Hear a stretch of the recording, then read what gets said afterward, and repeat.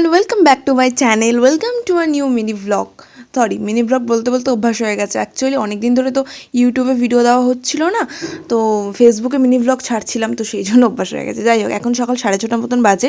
এই যে আমি উঠে ব্রাশ করে ফেলেছি, আর পিন্টু আমাকে এখানটায় দুধ বিস্কিট দিয়ে গেল। তারপর আমি কিছু ভিডিও এডিট করছিলাম, বললাম না আজকাল ফেসবুকে ভিডিও ছাড়ছি, তো এখানে ভিডিও এডিট চলছিল আর এখানটায় পিনু পড়ছে। তো তোমরা যারা আমার মিনি ভ্লগগুলো দেখো না, তারা আমার মিনি ভ্লগগুলো দেখতে পারো। ফেসবুকে আমার নাম হচ্ছে পিয়ালি হালদার, সেখানে গিয়ে। তো কালকে সকলেই জানে যে ভোটের রেজাল্ট ছিল, তো আমরা তো খুবই এক্সাইটেড ছিলাম।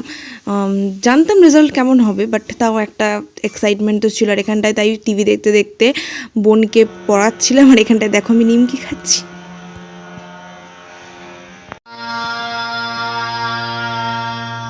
তো ক্যামেরা দেখে ও যে চুপ হয়ে যাবে এটা তো স্বাভাবিক বিষয়, বাট তবু একটু গান শোনাই ওর, দাঁড়াও তোমাদেরকে।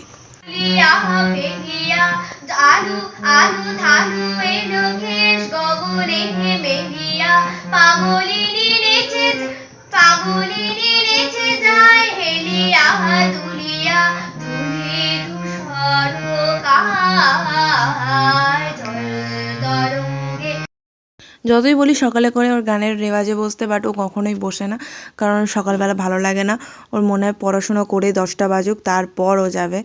কি বলবো আমি, বলে বলে তো ক্লান্ত হয়ে গেছি। তো যাই হোক, ওর এখানে প্র্যাকটিস শেষ হয়ে গেল, আর ওকে জাজ করার মতো এখন কিছুই নেই, কারণ ও সবে জাস্ট শেখা শুরু করেছে অনেক বড় বয়সে।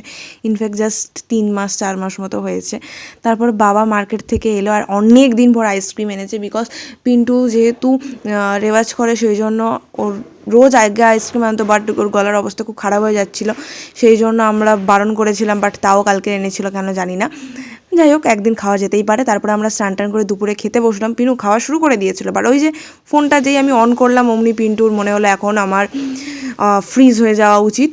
তারপরে বিকালবেলা আমি একটুখানি কেরামতি করে অমলেট বানাচ্ছিলাম, ডিমটাই নষ্ট হলো, টেস্ট তেমন ভালো হয়নি।